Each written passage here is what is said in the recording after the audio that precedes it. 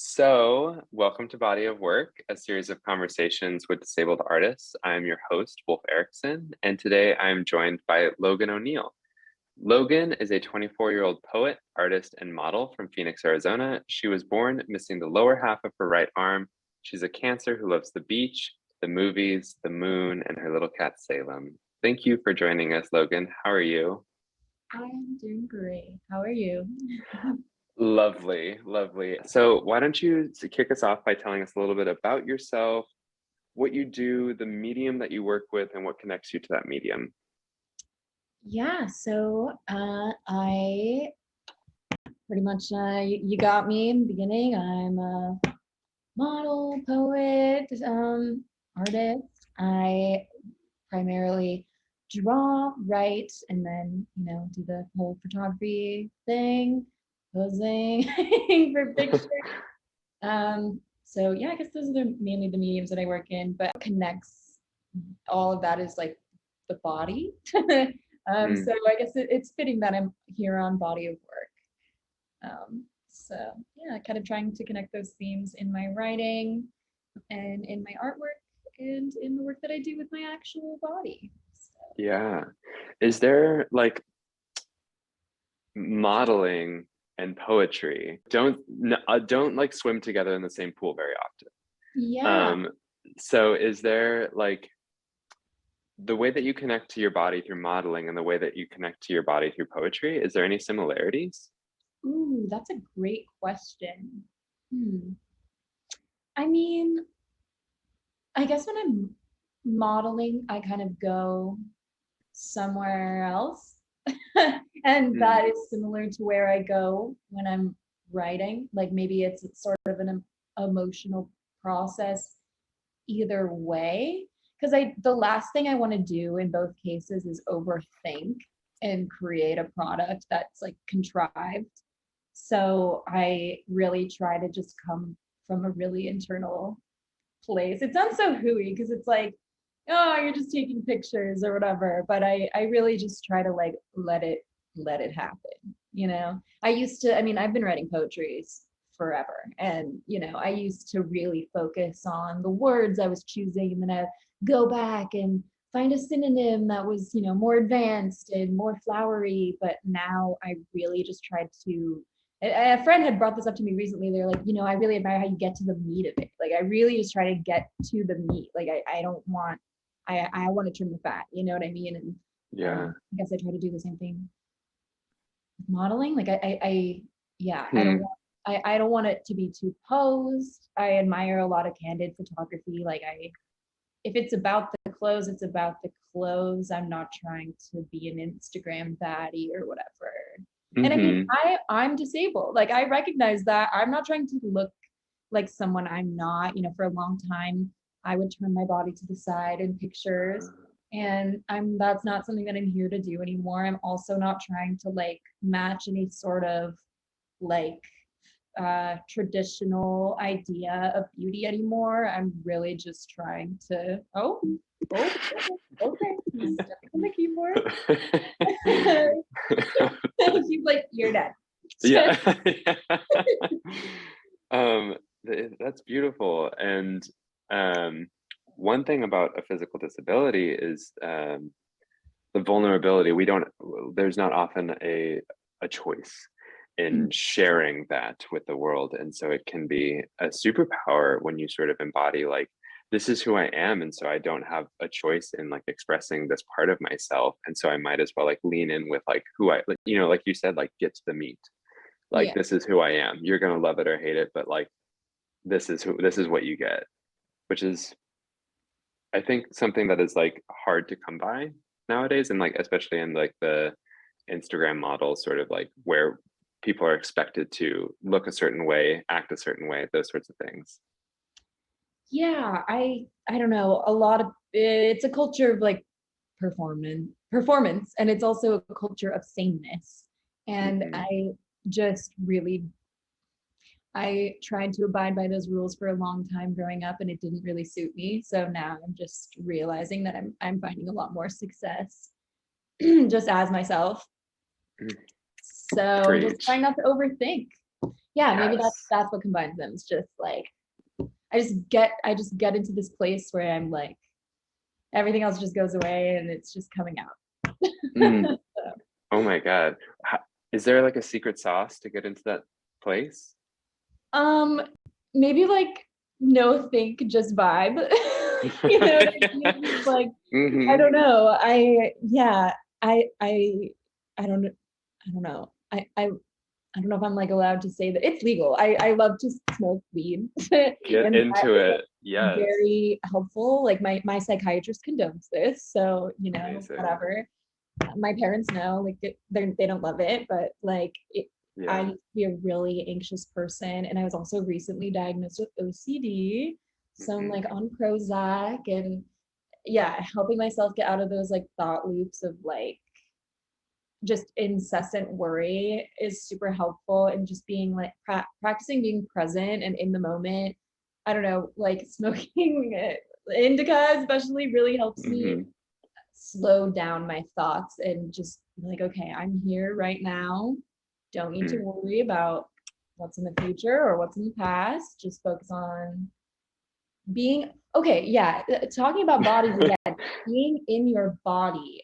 I that's something I've been thinking about a lot lately. Like I have a tendency to like when I'm anxious or something, like I'll be like, you know what I mean? Like I'll kind of Huh. bend up and it's just not it my anxiety manifests in the like the shape of my body or like you can tell, you know what I mean? And so I really try to focus on like, okay, if I'm really anxious right now, like, okay, you know what I Yeah. mean? Like, let's focus on where I am right now, like my posture. Let's focus on like, Ah, and modeling has helped me do that because I'm like, I if was someone just gonna were to take say, a picture of yeah. me right now, I would not look cute. You know what I mean? So it's Huh. like, do I feel comfortable? I don't. You know what I mean? So like, let's focus on where we are in our body right now. You know? Wow, that is so powerful. So the body awareness of like I'm holding myself in a certain way and like changing your posture, like change like that's really interesting. That is very, very cool. And I think super useful. Yeah. Um, Modeling is cool. I don't know. It's like it's not just like shallow or whatever. I don't know. It's an interesting exercise in connecting to your body and yeah, creating a art with it. So yeah, I'm really grateful, and it's also given me so much confidence that I would not have had otherwise, especially relating to my disability. mm, I don't know, like uh, yeah, just having people want to take pictures of me, not like uh in spite of or something, but like including yeah, my disability. You know what I mean? Like it's just so cool. I'm like, oh wow, this is a uniqueness about me that people are interested in and want to yeah, feature. It, you know, and I just think that that's really cool because it's something that I was so ashamed of for so long and like you know bullied for and you know whatever. And growing up, I did everything in my power to distract from it and not talk about it. I'd be like, oh, I'm the girl who sings and make music and I draw and I, you know, I'll do whatever, but I'm not the girl with one arm. And now I'm like, oh yeah, I model, you know, like yeah, whatever. It's a part of me. Like that's cool. If you want to book a disabled model, like yes. You know. yeah, yeah, yeah, yeah. Yeah, get that bag. Absolutely. Yeah. Oh, hell yeah. I'd love to shift gears just a little bit and talk a little bit more about your poetry. So, It's Cool is the name of your zine, correct? Yes. Okay, so you describe it as a love poem for gremlins. Why gremlins and what makes them so lovable? Yeah, so I mean, I just I've always drawn like weird little like goblin creatures, and I think that there's something very monstrous about the experience of uh being and living in a disabled body. You know what I mean? Because like people are perceiving you as another, and you just have to move through the world with like people gawking at you and looking at you like you're different, you know? Mm, So I've always really been interested in portraying that in art, but all of my little goblins are very humanoid. And I think that they all have like, they're not scary necessarily, like they all have a lot of sadness in them, like a sort of a desperation and a yearning. And that's something that I really try to, like, I wanted those images to represent the poetry, because my work, at least right now, or has been a lot about yearning and feeling different and wanting love and not sure how to find it. Mm. Yeah, absolutely. I just want people on potentially YouTube to be able to see what your art looks like. So I'm going to share my screen just so we can get um, some visual confirmation, so we can see some of these goblins, which are so cool. And A lot as of you were watercolor that I'd scanned, but a lot of them yeah, are just he's crayon. So cool. And why crayon? There's a sort of like um I don't want to say like adolescent, because these aren't simple or contrived. They're interesting illustrations that go along with these, but there's a sort of like simplicity or like childlikeness that goes along with them. no, Is but that yeah, for yeah. sure. And I want that to carry. And I mean, these aren't just crayons that I bought at the store recently. Like they're literally crayons that I've had as like since I was a Wow. child, and they're in this like little tin that I think my grandma gave to me, and they're just what I had on hand when I made my first zine for Phoenix Zine Fest, which was Mm, such an honor. I like applied, and then they let me be a panelist, and I got to meet all these people from like around the world, and then now I'm selling this zine at Wasted Ink Zine Distro in Phoenix. So if you ever stop in, cool. whole Yeah, store, you can buy a bunch of these zines. Um, killer. yeah, so but I think the crayons do represent sort of like a, a childlike or primitive aspect, because it does come from Yeah, such a like a deep like inner child like yearning part of me that's like, please love me, but in my second zine right now, I'm kind of exploring more like watercolor and painting and different mm, textures, like the hey, are you doing okay, yeah, it's cool, just because it's like kind of a more complex result that I don't know. I just have some more things to say. This new zine that I'm working on is a little bit less about love, and it's a little more about I don't know, other things. that I just have more things to say. Oh Yeah, wait, that's fuck yeah. Let's just I'm like done keep talking about love, and I'm just yeah, yeah, I'm on something else now. absolutely. That's so cool. Um, so your poetry, to me, it's very engaging. There's something very accessible about it, and yet there's something that like really fucks with your head. And I don't know if anyone has like told you this or given you this like feedback of experiencing your art, but there's almost this like it's almost like reading the thoughts that are within your own head, because it's so, like so fragmented. Mm, So like for instance in cognitive dissonance, it reads, it's so fucking quiet in here, I'm so fucking hurts like watching you spill smoke on your shirt. And so the sort of like, here's a thought, here's another thought, like it's all kind of like jutting into each other, is like very interesting. Or even in pep talk where the reader might get lost with like how tight the text is and it's like sort of in between illustrations. Can you share like what draws you to that stream of consciousness style of poetry? I mean, my writing is, thank you. First of all, it means a lot, because I recently saw a TikTok of this guy being like, here's what's in for the summer. And it's like non sequitur poetry is out. Like, if you're a person who writes non sequitur poetry, we want to see you getting into pottery. And I'm like, nah. But yeah, I don't know. I just tend to think like that. And when I write, I will usually like throw it into like the notes app or on my into my journal or something. And a lot of times it will just be like one sentence at a time. And over the course of a few days or a few weeks, I'll string it together and realize that maybe if it doesn't make sense to other people, somehow it still makes sense to me. And like it's just a mood of, you know what I mean? Like it's a bunch of little thoughts or ideas that are strung together that did come together over, you know, different periods of time. So it is non sequitur, like it is like fragmented, and I guess it is this way on purpose. But to me, it's also cohesive because it's like a mosaic. You know what I mean? Mm, I don't know. I just feel like when it's done, and I know it because I'm looking at it. it makes sense to me. But I guess that's the thing about art, is like it makes sense to me, and it might make sense to someone else in a completely different way, or it might not, and that's okay.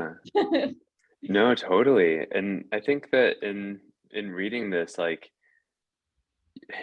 I like the way that it's written, I was like, I understand this girl because I've been this girl of like almost like in the wake of a relationship feeling so sort of like shattered and disoriented and like this zine felt a little disorienting, you know? Thank Uh you. yeah, it was really interesting. Yeah. Um, yeah, a lot of it, I don't know. I guess I have a pattern of choosing people who don't want anything to do with me, or like who could take me or leave me. And I'm happy to say that I'm breaking that pattern, but that work is definitely like a reflection of that. So it's definitely got a lot of like emo girl, like Tumblr vibes to it, in which I don't love. But I was just reading like All About Love by Bell Hooks, and she was talking about like she Mm, wrote love poems for like the first period of her life, because you just got it. Like you just gotta yeah, get it. yeah, absolutely. And along with some of these love poems, a theme that I saw within the work is some themes get tethered together, and one being sex and almost the grotesque and like carnal nature of having a body. Mhm. What draws those two together for you?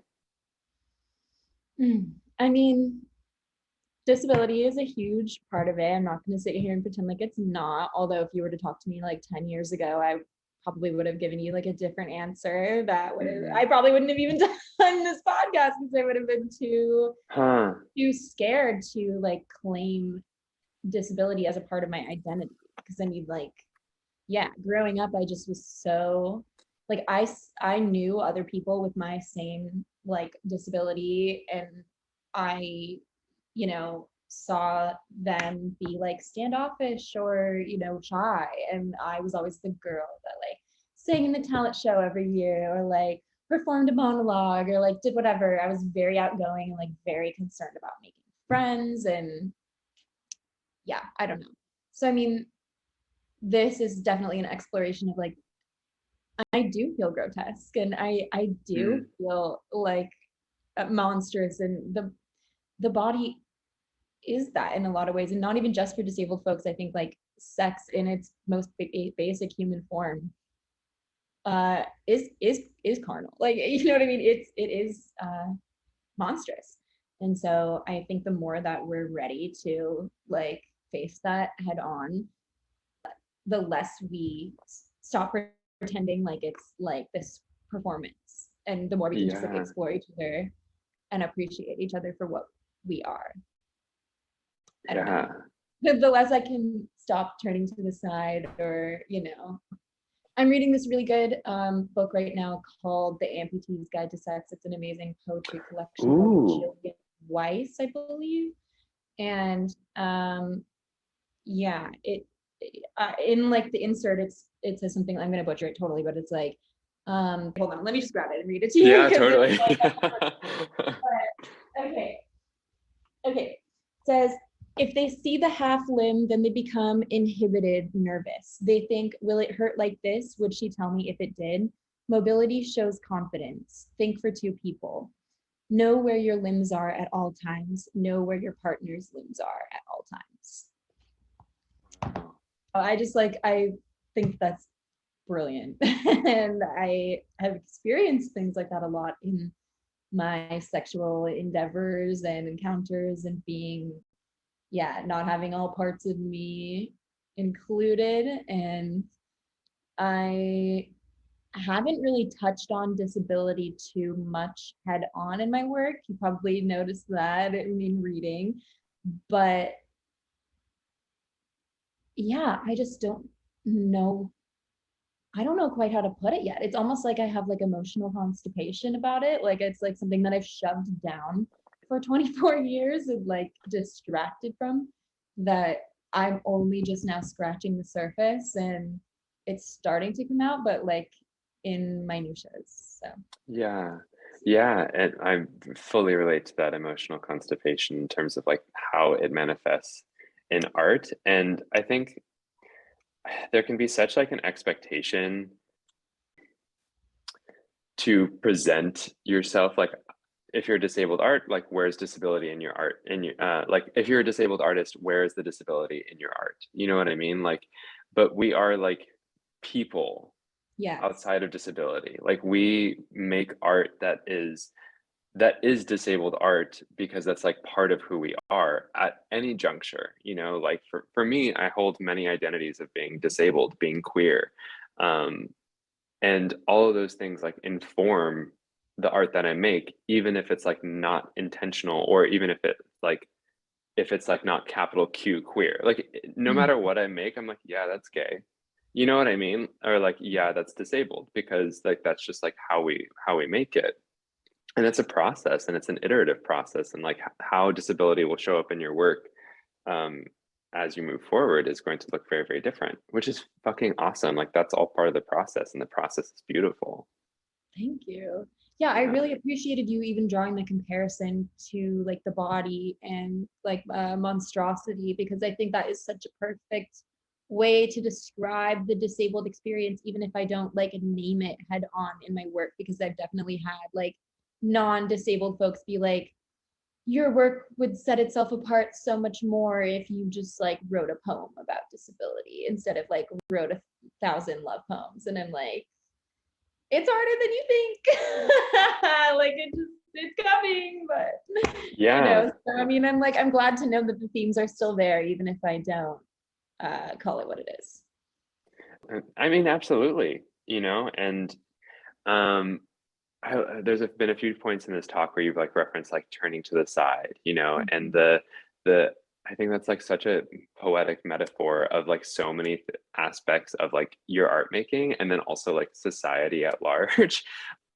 I don't know if this was your experience, but it's just something that I'm sort of gleaning from this conversation. But um, sex and sex education was something that was like always like really avoided. It was like the birds and the bees, and like when a mother loves a father, whatever, whatever. And it was like Yeah. very like to the side. And then when I was like, when I figured out like what sex was and like what intimacy looks like, I was like, this is crazy. Like, holy shit. And so, like, this sort of like turning to the side of like real conversations and like the carnal, grotesque nature of like, no one told me about like how, you know, carnal that it is, like it is. Like no one gave me this sort of like language or understanding. um yeah, that's just something that came up for me.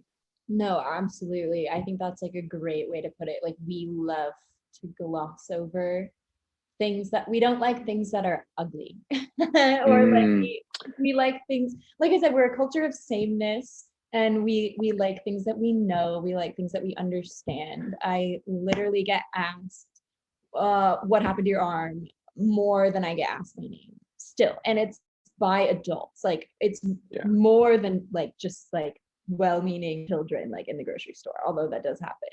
Like people just don't understand when like something is weird, or they consider it different or gross, or they associate something negative to it. And for a long time I internalized that and thought that that was my fault and felt so much shame about that. But the more that we stop turning to the side, you know what hmm, I mean, like the more that we just like yeah, present ourselves, like open up our bodies, like that, I'm really like yeah, yes, connecting this whole experience here. I just feel so much happier for it. And I mean, I was actually having a absolutely. conversation with my dad recently, because I get really frustrated when people are ableist, and like, even if it's unintentional, um, like, for example, we got in this huge fight a few years back because I had this neighbor across the street or across the hall from me. I was struggling to open a jar, and I knocked on his door. He couldn't open the jar for me either. And then he just like went on this long tangent about how things must be so hard for me, and asked me like what happened and all this and that and the other thing. And I was like, not only can you not help me, but now you just like make my day worse. You know what I mean? Like Yes. you didn't like ask me anything, like you didn't even ask me my name or like anything about why I live here or ASU or what I'm doing. Like, it was just Literally. so annoying. And I was like frustrated, like venting to my dad, like frustrated about it. And he was just like, you put up so many walls and you cut yourself off to like someone who could have been a potential friend just because you like assumed that they were ableist when they were just like curious. And I'm like, but I don't have time to be like educating people. You know what I mean? Like I don't want to wait for them to, like, if I'm up here, I don't want to wait for them to meet me there. You know what I mean? Like I just don't No. have time. But I mean, it is an interesting like exercise in patience or whatever, because that is the condition of our society. Like people are just curious, especially like able-bodied people, like they just don't understand and they want to know. But the people that I've surrounded myself with in my life aren't the same people who have asked me what happened to your arm before they asked me what my name was. You know what I mean? Like they're just, those just aren't the type of people I choose. So Absolutely not. If someone sees disability first before person, like exactly. before, holy shit. Into like, and just like a PSA to any like normies out there, oh my God, like if you don't know someone and you comment on their body, jail in hell. Like, Exactly. what And is it wrong doesn't with have to be you? about disability, just in general. No, Like, if you comment about anyone's body, like I am covered in tattoos, you know, and I have a little heart on my rib cage. And someone came up to me unprovoked and was like, "Oh, did you know someone with heart cancer?" And I was like, "Why would you think that that's an appropriate thing to ask?" Like, if that's true, I don't know you. Like, do not talk about someone's body. Like yeah, that. Just don't. just don't. Just don't. No. If you feel compelled to speak, say hi. Nice to meet you. What is your name? Yes. Then we start It's a that nice day conversation. we're having. Lovely Yes, lovely weather. weather. Yes. Like And literally, so much we can. God, there's so much material. There's so much material. You do not have to land on like, what happened to you? What's wrong with you? Yeah, I've Ugh. noticed that your body's different from mine. Let's talk about it. Like, That's oh God. okay. It's I don't insane. know. Yeah, but I do think about that sometimes. Like maybe I am putting up Yeah. walls, but then at the end of the day, I'm like, no, I just have boundaries that I didn't have before. Literally, no, totally. And like walls are not a bad thing. Imagine if like you were just navigating the world, like how much fucking time you would be spent and energy would spent in trying to like explain to everyone your entire life. Like there's just not enough time. And so those walls are like necessary. And I think I'm allowed to like get, I mean, I understand that from like a dad's perspective who's seen me go through this my entire life and who's had to like experience that pain, like obviously not with me because he'll never understand like what it's like, Mm. but like to try and save me from that pain, like he's like trying to stop me from getting as triggered by these like interactions. So he's like trying to give me advice to be like more patient. But Yeah. I do want to allow myself um the room, you know, to be upset if something upsets me, just because for so long I've had this like Miss America like response, like that's just the way I was born. You know what I Mm. mean? And it's just like now I'm like, what if I just started lying to people? Like what if I was like, you know, Army Hammer? Like we dated. I just don't really want to talk about it. Or like you know what I mean? Just like something so morbid and like just like Epic. horrific that like they just don't want to follow up. Yes. Absolutely. Fuck with people. Yeah, like Absolutely. if you're They gonna fuck with deserve me, it. I will fuck with you. You They know, like deserve leave me it. the hell alone. Yes. Oh my God. That is fucking epic. I'm gonna steal that note. That is Yes, fantastic. exactly. Just like cause chaos. Yeah. Yeah, totally. Cause chaos. That's so good. Yeah, and that's something that I like talking on your experience with your dad, like normies, they want to help, but the way that they offer help is from a normie perspective. And like, have you tried yoga?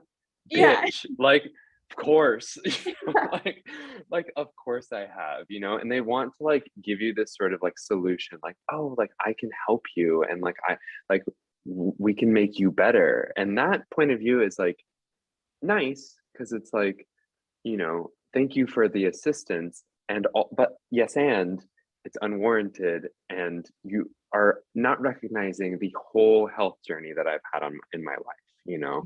Exactly. Like sometimes I So just want people to get angry with me, like yes, sometimes I just want people to be like, that was so fucked up. Like, are you joking? And I'm like, yeah. I know. It's like it feels good when people support me when I'm experiencing ableism or whatever. And it honestly feels good when I don't have there's a poem about that in this book. Like Yeah. when I don't have to be the one to defend myself, like it would feel so good if like an able-bodied person that I was with could just be like, what did you just say? Yeah. You know what I mean? So that I don't have to put it on myself. Yes. Okay, I mean, I'm thinking a lot about my zine and how it relates to love. And I think why that zine came first, or why so much of that poetry came out, is like growing up, I thought that if I could be perceived romantically or sexually as beautiful, then it would like compensate for my disability in a way. Like, because the main criticisms, aside from just the regular everyman or whatever, like, what happened to your arm, the meanest stuff I heard about myself came from like men that were like probably attracted to me and didn't know what to do with it. Like, a boy in 8th grade who would like text me every day, all day after school, but then like made a hot or not list and told everybody that I was on the not list. You know what I mean? Or like, I will never forget, like, I wrote a poem about this recently too. That there was this one guy, it was like one of my first days of high school. And he told one of my now best friends that I was so hot, but if I ever touched him with that thing, he would freak out. And like, just horrible shit like that made me just feel like a monster. And I really threw myself into like all my romantic relationships and like into sex, like I probably more than I should Mm. have. Like it was probably not safe, but like I just wanted that validation so much. And so yeah, what if I could scream from a podium, I would just probably scream like, you all know that I'm beautiful, whatever, you know what I mean? Like, stop fronting that I'm not. I guess this isn't the right Yes. answer, but like, No, it's that taken me is so such a long good to get answer. here. And I finally feel this way about myself, and you all better recognize it too, you know? Absolutely. Oh my fucking God. That is so, oof, I love that, and I'm gonna try and embody that. That is like fantastic. And it sort of manifests in a really beautiful way in your modeling, of like Thank you. yeah, like I am here, taking up space. I am here and I'm fucking hot and there's Yeah. nothing that you can do about it. Yes. Yeah, I don't know. I just finally feel confident in myself. Like when I look in the mirror in the morning, I no longer feel like, ugh. I like look in the mirror and I'm like, God damn. Like I sometimes I look in the mirror and I literally laugh. Like I am like, like I can't believe I look like this. Like it really must be like I don't know. I just feel so happy to be in my body for once. And like, yeah, it's just really cool to be hot. Wow. Like I Yes, know that, yeah, I don't know. But yes, it everybody can feel is. that way. It's not like it's something that you have to gatekeep or it has to abide by these conventional beauty standards or something. Like it comes from within. Absolutely. And someone I've lived in LA in different parts of my life for years at a time. And let me tell you, models are not always confident or enjoy their bodies. Yeah. So, how, like, it's fabulous to hear that you have a different orientation with your physical form. And like, modeling has, what I've heard in this conversation, that modeling has like given you some of those tools for appreciation. Yeah, I mean, I don't know. I'm just so grateful. The first like big modeling experience that I had, well, so I did Polaroids with someone who lives out in LA now, Camille. Her at is a combination of things, and she shoots mainly on Polaroid. And then I did Solstice. They're out here, and they're I just so amazing. Like that, it was just such an honor. And then I did Big Bud, and then I did REI, and now I'm just doing like random indie stuff that I come across and whatever. And yeah, Wow. it's just like kind of a crazy ride. I don't know. I just like couldn't believe that people wanted to like pay me like to take pictures of me, and like looking at the pictures, because there's just all such amazing stylists and photographers and so good at what they do. Like looking at myself like that, like was like, whoa. Like it's one thing to look at yourself in the mirror, but it's another to look at like a professional photo of yourself and know that like that is a high quality image, that like that's just you know what I mean? Like that's how Mhm. people like see you. You know what I mean? Like, and I was just it just did so much for my confidence. I don't know. It made me so happy. So cool. And Yeah. yeah, This is such an amazing shoot. Katie yes, did. Shout out. It was so great. so Love, cool. love Big Bud. Yeah, was this out in LA? No, I actually do all my Big Bud stuff here in Phoenix. Katie, the photographer, and Sid, the creative director, both live out here. Cool. And then that, yeah, that was for REI. Yeah, but this Yeah, is Big Bud as well. Big Yeah. Oh my God. So good. Bud. Mhm. These are Yes, and fantastic. Dylan shot for REI. Oh, so amazing. Like just such an honor. That's Every rad. photographer I've worked with has been so kind and so accommodating and just like made me feel so confident, and like yeah, it's every shoot I do just like boosts my confidence. It makes me feel so empowered after I leave. Hell yeah. That is awesome to hear. I'm so glad that you've had that experience in that environment to grow in. Mm, Yeah, I've never had like a bad photo shoot. It's really weird. I've never like left a photo shoot being like, oh, yeah. yeah, It's just all been, I've just been really lucky. cool. Really can't That's believe this happened. Like I just got this job in the deaf industry. I'm going to be doing marketing um, for this columbariums and memorial systems company called Homecomings. So I'll be doing like a little bit of fine art as well, like drawing. My first assignment is literally to whoa. draw a grave to demonstrate how like 180 columbarium niches can fit in like one grave site that like a casket can fit in. Whoa. A lot more like environmentally sound and also more cost efficient as well. But I'm just like my life is like a YA novel. You know what I mean? Like I can't believe this No is my kidding. job now. Like I get to draw pictures Yeah. of graves, and it's gonna be in like Funerals Weekly. Like it's my first ad. Like I just like don't really understand. Like oh, and I model. Oh, and I'm doing a cool podcast right now. Like No, literally. like Are you yes, this Allison is like an Bechdel in Fun amazing, Home? you That's know, like apartment in Phoenix. This apartment is like the oldest building in my on my block, and it's from 1967. It used to be like a no-tell motel, and I don't know. I just like appreciate so much about my life, and I just never thought that I would get here to where like every single yeah. part of my life is just so cute, and I don't know. I'm living in a YA novel. Like I feel like I'm a little cartoon character or something, you know? Oh my God. Oh, Life is that just is so so cool. cool. Like I don't Hell know. yeah. That's fucking awesome. And like that's my last question for you is just what do you find inspiring right now? And it sounds like you have so much inspiration around you, which is so beautiful. Yes. Oh, so much. I'm inspired by Jillian Weiss Mm. and this amazing book. Everyone should read it. I'm inspired by you. I'm inspired by this podcast. Thanks for letting me come on, and thanks for all your patience when Thank you. getting here. Yeah, I don't know. I'm always inspired by, you know, things that I hold dear, like the ocean and, you know, Yeah. anything related to that. My mom.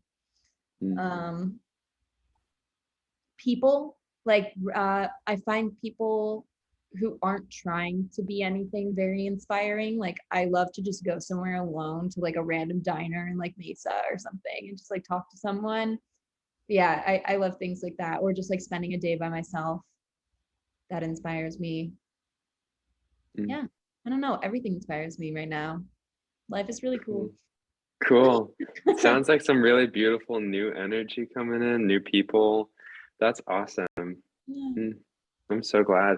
And I don't want to put you on the spot at all, but if you're working on anything new or would you like to perform a poem right now, or just read? Yes, yeah, I can totally Yeah, read some. Okay, cool.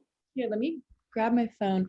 So I'm working on the second issue of It's Cool. So that'll be hopefully at Wasted Ink soon. I have it all written out. I'm just in the process of drawing it right now. Cool. So let's see.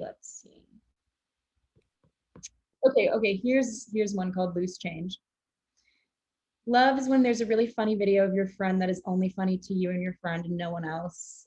Love is when your cat watches you cry in the bathtub and rubs up against you when you're puking in the toilet. Love is a handmade crochet armband to make crochet easier for the disabled. Love is rotten and it gives me a migraine. Love is nowhere to be found and I would like it back, please. Love is something I give away like loose change and lose on the floor of my car like loose change. Mm. And then let's see if I can find that one. Okay, it's called Processing. So yeah, going back to like writing about disability, this is like something, one of the first. So I can make it good if you just give me a second. I know perfectly well how to tie my shoes. Redecorating at the witching hour, a shell, a ceramic heart, active according to my human design as the moon rises. The hottest boy in high school said on my first day, I would fuck the new girl as long as she never touched me with that thing.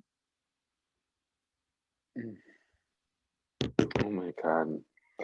How brave.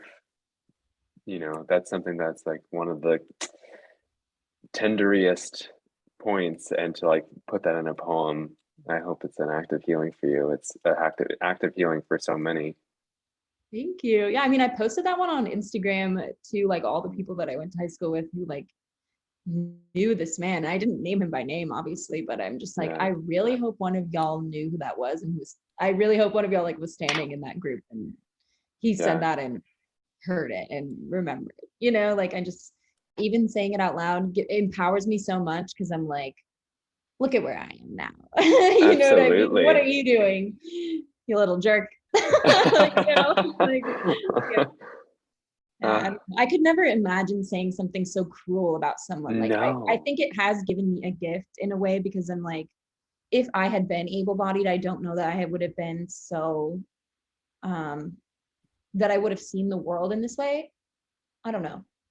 Like I did cheerleading and stuff when I was little. Like I was a girly girl, and maybe I would have just gone to public school and like been really shallow, and like maybe I wouldn't have had this heart. And I don't know, I'm glad that I don't look at people like that. So whatever. Absolutely. Oh my God.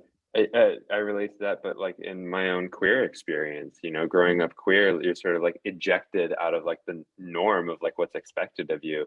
And because of that, I was like, well, might as well throw the ham out with a handbasket. I'm like, I'm going to write these rules because like I don't fit into this, which for so long, I was like, this is tragic. And now I'm like, oh my God, that's tragic. Exactly. That sucks. Like that system sucks. This is amazing. This is liberation, Mm-hmm. Yeah. Totally. Thank you so much for sharing. Humble and boring. I don't know. Yeah. Could you imagine? Yeah. being that dull? I wouldn't want to. I don't know. Like No. It would be nice to be able to open a jar and not have to knock on my neighbor's door and face potential ableism or whatever. And there are definitely physical struggles, I'm not going to lie, but I definitely, am more disabled by like other people than I am by like my actual body. And now that I've finally conquered that, I kind of feel like I can pretty much do whatever. I don't know. Fuck yeah. I love that. I think we'll leave that there to ruminate in, but thank you so much for joining this podcast. This episode has been really special. Where can people find you? Oh, you can find me on Instagram. My Instagram is party.clothes. Like put on your party clothes, like let's go out, yeah, that's mainly it. Oh, I mean, you can find me on all those links I sent you, like on the Wasted Ink website. You can buy my zine on the Wasted Ink Cool. website. And yeah, something's cooking, but it'll all be on the gram. So Cool. All right, I'll put all those links in the show notes. But Logan O'Neill, everyone, thank you so much for joining us. Really appreciate it. I'm your host, Wolfe Erikson, and until next time, see you.